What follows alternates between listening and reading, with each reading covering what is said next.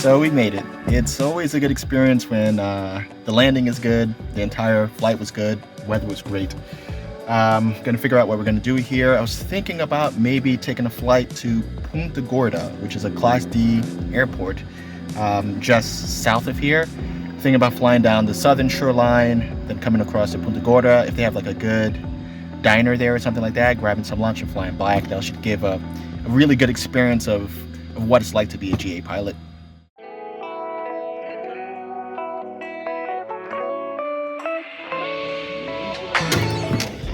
Hello. You guys are overdressed. How are you? Yeah, no, it's overdressed. Good. Hi. Name and where you're from, and why do you want to be a pilot? I'm Renata. I'm from Mexico, and I want to be a pilot because it's just kind of fun and free. Hi. Again. And that's Nina. Paulina, Renata's sponsor. She's going to be paying for all the flight instruction. So now I'm going to walk you through the avionics and what all this means. This is your airspeed indicator, which functions like your speedometer. So it lets you know how fast your plane is actually moving in the air. This is not the speed that you're doing over the ground, but the speed that you're actually doing in the air. This is your attitude indicator, which is kind of like your plane versus the horizon. This here is your one of your navs. This links to your radios and can point you in the direction of a VOR or a radio station. And you can actually fly along the radio station to know exactly where you are. And this also has a glide slope, so it's not only directional, but also like the slope that you're flying down to a runway. So it could be used for instrument approaches. Another VOR device. Here's your heading indicator. And this is kind of like your compass, but I have a vertical card compass here, and essentially you have to sync these two up manually. This is your turn coordinator here. This makes sure that you're making turns smooth and it doesn't feel like you're dragging along. And then here you have your vertical speed indicator. So this is how fast you're climbing or descending. So it's 500 feet a minute, 1,000 feet a minute, 1,500, 2,000. You're rarely over here. If you are, something strange is happening. These are just your fuses. Hopefully they're all working and intact, or something is not going to be working. Here you have your landing lights, your rotating beacon. This is for your fuel pump, and here is your master power switch. You have your radio master, a few more fuses. This is your gas, your throttle. This here is like the mixture, which is the ratio of gas to air. I got 4 gas tanks on this aircraft, holding a total of 84 gallons, which means I could go almost, believe it or not, 1,000 miles or so. Oil pressure, oil temperature, fuel pressure, and the amperage of my altimeter. So I forgot what this one is called, honestly. Here I have my radios and my transponder. So these two here are my radios. I am able to tune those to the nav aids and also to the radio stations and air traffic control and any kind of air-to-air communications. So I have a primary and a backup. You definitely want to have 2 just in case one radio stops working. You don't want to be out there with just one radio. So a lot of the systems within an aircraft are redundant, meaning that there's the primary and a backup. So these are my 2 here. And this here is your transponder. This is kind of like your radar device. It sends your plane's position to all the radar systems.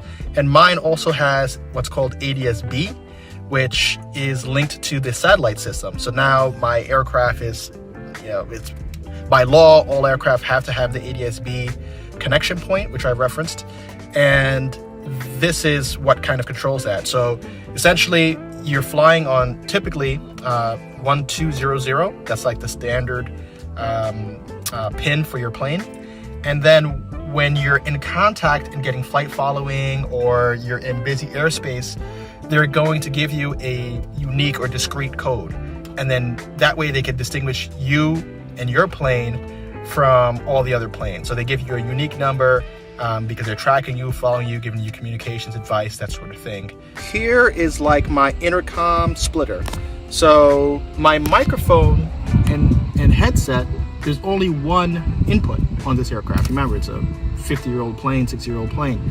So there's only one input. So to split that signal between 4 people, I have the splitter. So this feeds into my master system, and then it splits out 2 here. And if we trace it further back, we have another 2 right there. And this right here is my trim.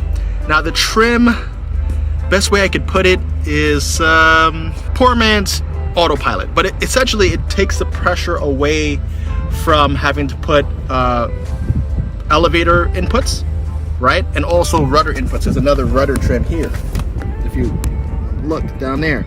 So if the plane is kind of pushing left, right, up, down, you could set the trim to kind of control that so that you're not having to put it in by hand, because that gets a little tiring. It's not that hard, but if you're holding an angle that you're going to be holding for an hour or 2, it starts to hurt your shoulders. So you can use your trim to take that pressure off, as well as control your airspeed. But that's what this wheel is for. You turn it left and right for nose up and nose down. And that's not. Here's my vent and climate control system. There's no AC in this, so when it's hot, the only thing that you can do is open up this little vent here and let a little cool air in. When you're climbing up, you're a few thousand feet in the air, the temperature gets really low.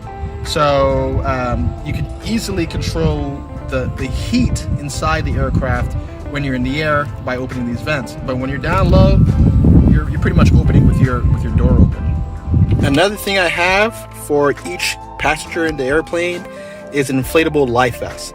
This is just in case we crash in the water.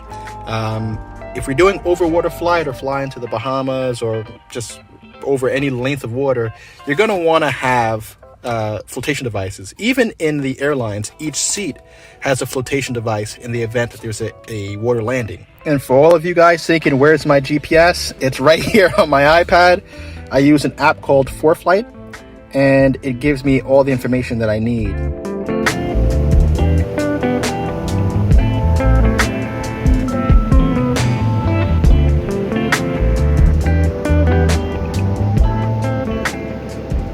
So what did you guys think? I liked it. Love it. Yeah. Still- Very cool. Still plan on being a pilot? Maybe. Maybe. Now, change your heart in one flight. Okay, what I was thinking is I would want to get a plane and just like get people to fly for me now. You know, it's like much more calm. I don't know. See? And that's why you have Discovery flights. You got that idea out her head. And just like that, she's gone from wanting to be a pilot to wanting to own her own plane and have people fly around. I guess this Discovery flight did its job. Crazy.